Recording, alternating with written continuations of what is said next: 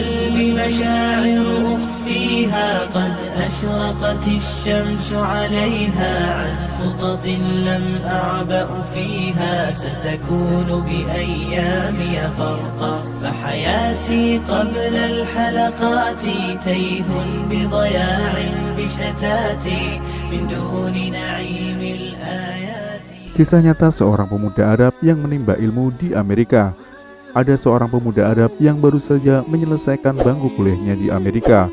Pemuda ini adalah salah seorang yang diberi nikmat oleh Allah berupa pendidikan agama Islam, bahkan ia mampu mendalaminya. Selain belajar, ia juga seorang juru dakwah Islam. Ketika berada di Amerika, ia berkenalan dengan salah seorang Nasrani. Hubungan mereka semakin akrab dengan harapan semoga Allah Subhanahu wa Ta'ala memberinya hidayah masuk Islam. Pada suatu hari, mereka berdua berjalan-jalan di sebuah perkampungan di Amerika dan melintas di dekat sebuah gereja yang terdapat di kampung tersebut. Temannya itu meminta agar ia turut masuk ke dalam gereja. Semula ia berkeberatan, namun karena ia terus mendesak, akhirnya pemuda itu pun memenuhi permintaannya, lalu ikut masuk ke dalam gereja dan duduk di salah satu bangku dengan hening, sebagaimana kebiasaan mereka. Ketika pendeta masuk, mereka serentak berdiri untuk memberikan penghormatan lantas kembali duduk. Di saat itu si pendeta agak terbelalak ketika melihat kepada para hadirin dan berkata, "Di tengah kita ada seorang muslim. Aku harap ia keluar dari sini." Pemuda Arab itu tidak bergeming dari tempatnya. Pendeta tersebut mengucapkan perkataan itu berkali-kali, namun ia tetap tidak bergeming dari tempatnya. Hingga akhirnya pendeta itu berkata, "Aku minta ia keluar dari sini dan aku menjamin keselamatannya." Barulah pemuda ini beranjak keluar. Di ambang pintu ia bertanya kepada sang pendeta, "Bagaimana Anda tahu bahwa saya seorang muslim?" Pendeta itu menjawab, "Dari tanda yang terdapat di wajahmu." Kemudian ia beranjak hendak keluar. Namun sang pendeta ingin memanfaatkan keberadaan pemuda ini, yaitu dengan mengajukan beberapa pertanyaan. Tujuannya untuk memojokkan pemuda tersebut dan sekaligus mengokohkan markasnya. Pemuda muslim itu pun menerima tantangan debat tersebut. Sang pendeta berkata, "Aku akan mengajukan kepada Anda 22 pertanyaan dan Anda harus menjawabnya dengan tepat." Si pemuda tersenyum dan berkata, "Silahkan." Sang pendeta pun mulai bertanya. Pertanyaan pertama, sebutkan satu yang tiada duanya. Pertanyaan yang kedua, dua yang tiada tiganya. Pertanyaan yang ketiga, tiga yang tiada empatnya. Pertanyaan keempat, empat yang tiada limanya. Pertanyaan kelima, lima yang tiada enamnya. Pertanyaan keenam, enam yang tiada tujuhnya. Pertanyaan ketujuh, tujuh yang tiada delapannya. Pertanyaan kedelapan, delapan yang tiada sembilannya. Pertanyaan sembilan, sembilan yang tiada sepuluhnya. Pertanyaan 10, sesuatu yang tidak lebih dari 10. Pertanyaan 11, 11 yang tiada 12-nya. Pertanyaan 12, 12 yang tiada 13-nya. Pertanyaan 13, 13 yang tiada 14-nya. Pertanyaan 14, sebutkan sesuatu yang dapat bernafas namun tidak mempunyai ruh. Pertanyaan ke-15, apa yang dimaksud dengan kuburan berjalan membawa isinya. Pertanyaan ke-16, siapakah yang berdusta namun masuk ke dalam surga. Pertanyaan 17, sebutkan sesuatu yang diciptakan Allah namun dia tidak menyukainya. Pertanyaan ke-18, sebutkan sesuatu yang diciptakan Allah dengan tanpa ayah dan ibu. Pertanyaan ke-19, siapakah yang tercipta dari api, siapakah yang diazab dengan api, dan siapakah yang terpelihara dari api. Pertanyaan ke-20, siapakah yang tercipta dari batu, siapakah yang diazab dengan batu, dan siapakah yang terpelihara dari batu. Pertanyaan ke-21, sebutkan sesuatu yang diciptakan Allah dan dianggap besar. Dan pertanyaan ke-22, pohon apakah yang mempunyai 12 ranting, setiap ranting mempunyai 30 daun, setiap daun mempunyai 5 buah, 3 di bawah naungan, dan 2 di bawah sinar matahari. Mendengar pertanyaan tersebut, pemuda itu tersenyum dengan senyuman mengandung keyakinan kepada Allah. Setelah membaca basmalah, ia lalu berkata, "Yang pertama, satu yang tiada duanya ialah Allah Subhanahu wa Ta'ala. Yang kedua, dua yang tiada tiganya ialah malam dan siang. Allah Subhanahu wa Ta'ala berfirman, dan kami jadikan malam dan siang sebagai dua tanda kebesaran kami. Quran Surat Al-Isra ayat 12.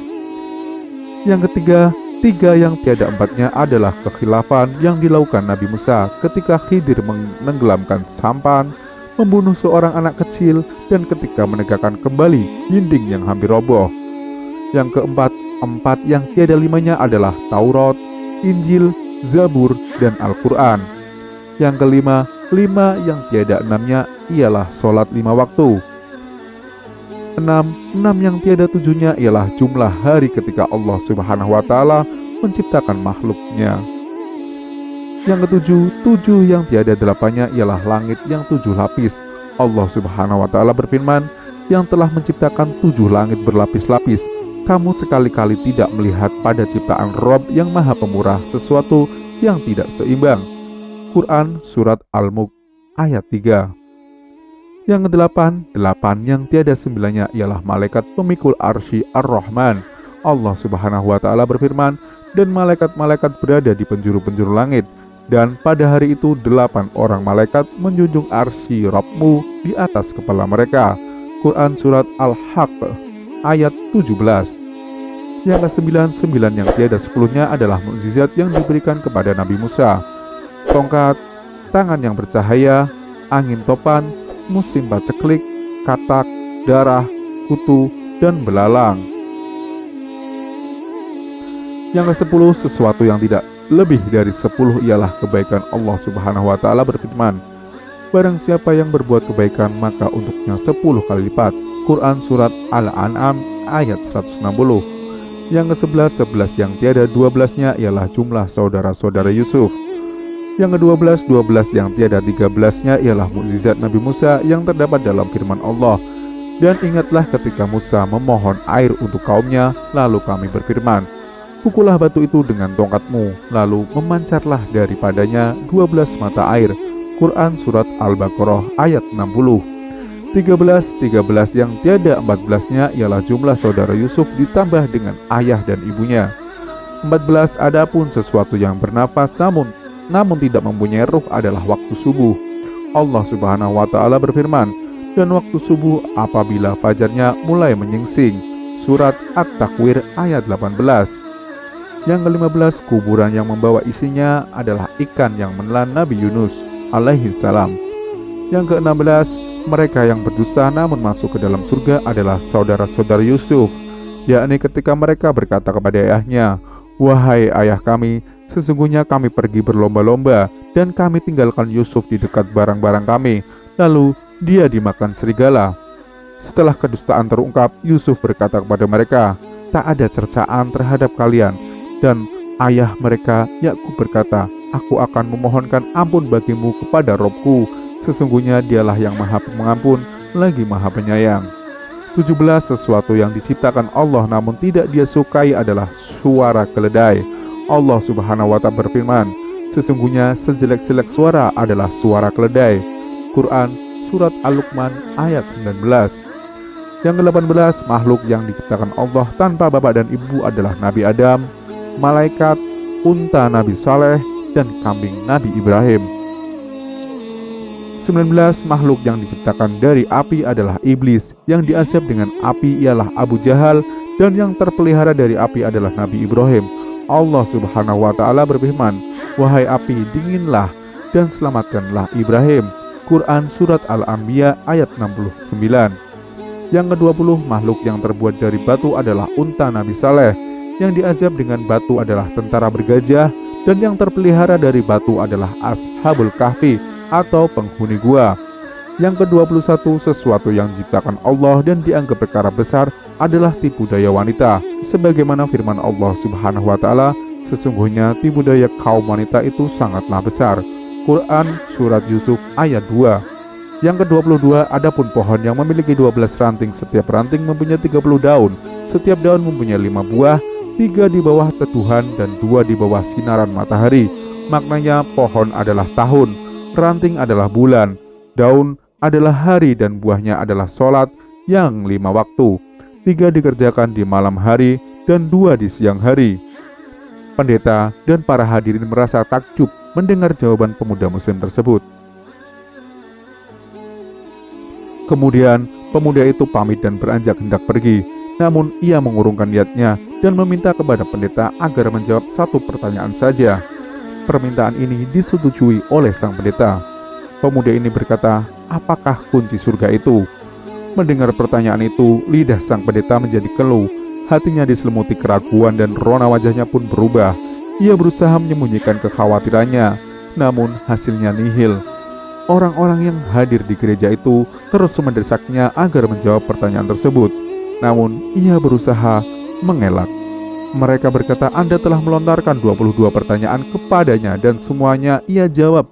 Sementara ia hanya memberimu satu pertanyaan, namun Anda tidak mampu menjawabnya."